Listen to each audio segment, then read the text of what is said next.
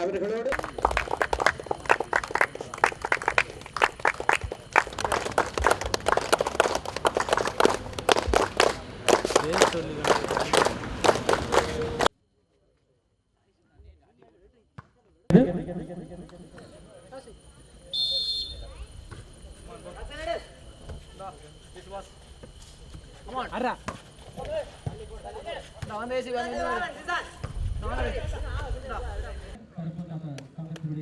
யாழ் மாவட்ட கரப்பந்தாட்ட சங்கத்தை